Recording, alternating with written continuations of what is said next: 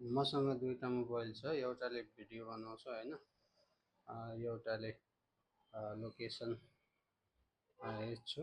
Location हालेको छ एउटामा, त्यही लोकेसन हेर्दै हिँड्दै हिँड्दै जाने हो।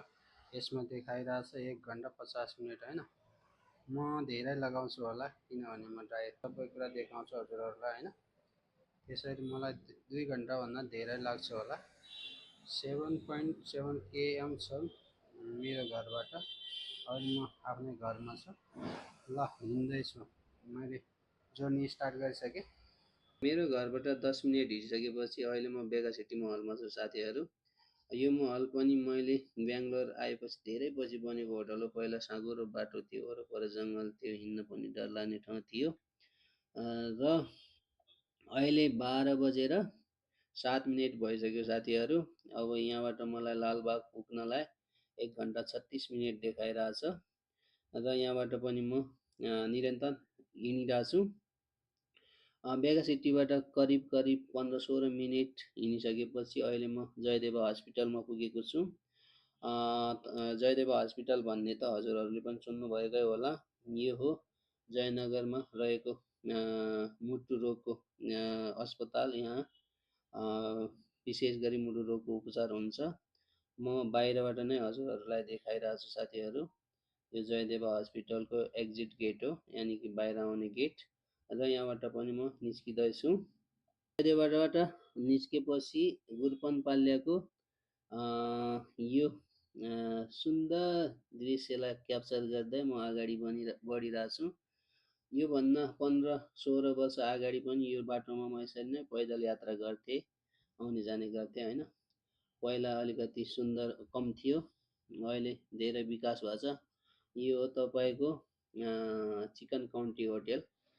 यहाँनिर एक्सचेन्जर अफिस, यहाँ मैले क्यान्टिनमा काम गरेको। म निमान्स हस्पिटल पुगेको छु साथीहरू। यहाँ तपाईँको क्यान्सर जस्ता रोगहरूको पनि उपचार हुन्छ। एकचोटि आफ्नो श्रीमतीलाई लिएर म पनि गएको थिएँ। र यो कम्पाउन्ड त हस्पिटलकै हो। यहाँबाट अब मलाई लालबाग पुग्न थोरै टाइम लाग्छ, धेरै लाग्दैन। साथीहरू, म लालबाग पुगिसकेँ। बिहान 11:39 सुरु गरेको यात्रा अहिले 1:38 म लालबाग पुगेको छु।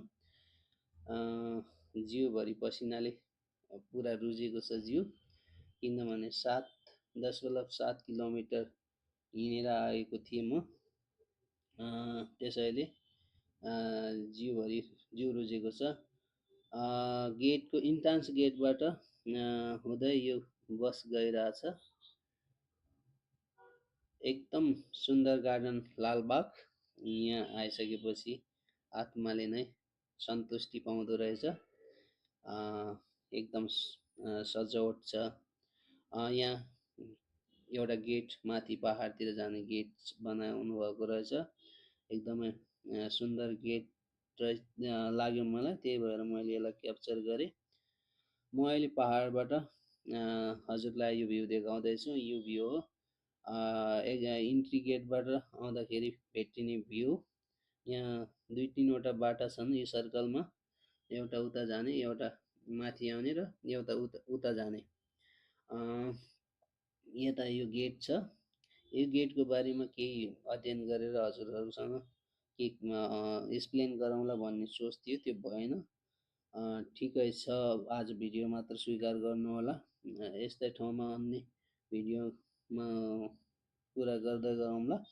अनि यही गेटभित्र हेर्नुहोस्, यस्तो भ्यू छ। यहाँ केही काम हुँदैछ। हाम्रो नेपालमा हुन्छ नि क्याटेज भन्छन् नि, त्यस्ता क्याटेज जस्तै छोटा सानो क्याटेज बनाएर राख्नु भएको छ, तर धेरै सौन्दर्य छ। ऊ डोरी बाँधेको छ, त्यो डोरीभन्दा उता नजान पाइने रहेछ। म त्यहाँ पनि गएको छैन, गेटमै छु। गेटबाटै भिडियो बनाएर फर्कने मेरो उद्देश्य छ, यो सुन्दर भ्यूलाई हजुरसँग राखेर। अनि यो चरा कति सालमा कसले बनाएको होला, यसको बारेमा केही बुझ्ने ऊ थियो, मेरो चाहना थियो, तर भएन। यहाँनिर यो मल्टी फारम जस्तै छ। यो भित्र के छ थाहा छैन, म त्यहाँ पुगेको छैन। धेरै टाढाबाट भिडियो बनाउँदैछु म। अनि यहाँ पनि पुगेँ म। आज भिजिटरहरूको धेरै कमी छ, यहाँ धेरै त्यस्तो बाक्लो छैन, उपस्थिति छैन। किनभने आज फ्राइडे पनि हो, मान्छे कमै होलान्। धेरै हुने भनेकै सन्डे हो लालबागमा। काहीँ पनि म धेरै पटक आइसकेको मान्छे हो बेङ्गलोर, यो लालबागमा। तर आज भिडियो बनाउने उद्देश्य के थियो भने मैले पौने 8 किलोमिटर करिब करिब हिँडेर वाकिङ यात्रा गर्ने उद्देश्य थियो। हिँडेर लालबाग पुगेको हो, त्यसैले यो सानो भिडियो बनाएर हजुरसँग राख्दैछु। यतापट्टि यस्तो भ्यू छ यसको।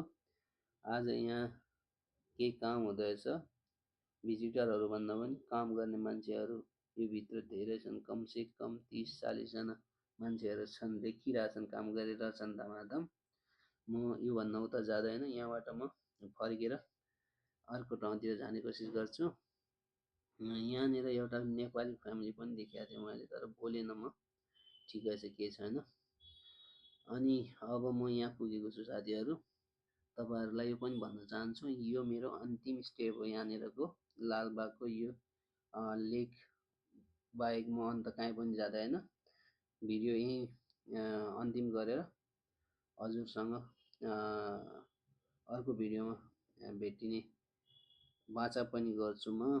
र यहाँ यो ताल पनि कमसे कम 1 किलोमिटर जति छ, जहाँसम्म यहाँ अलिकति के होला वाटरफल पनि भेटिन्थ्यो पहिला, त्यो आज छैन। त्यसको टाइम टेबल रहेछ 4:15 त्यसको टाइमिङ रहेछ होइन।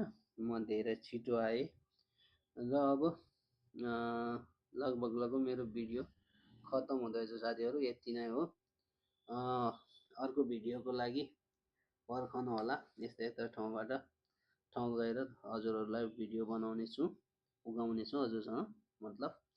अनि त्यसका लागि तपाईँले यो भिडियो मेरो युट्युबबाट हेर्दै हुनुहुन्छ भने मेरो युट्युबलाई सब्सक्राइब गरिदिनु होला। र यो फेसबुकबाट हेर्दै हुनुहुन्छ भने फेसबुकलाई फलो गरेर पोस्टलाई लाइक गरिदिनु होला भन्दै यो भिडियोलाई यहीँ टुङ्ग्याउँदै हजुरबाट बिदा माग्दछु। नेक्स्ट भिडियोमा फेरि भेटौँला भन्दै हजुरको शुभ दिन होस्। जय नेपाल।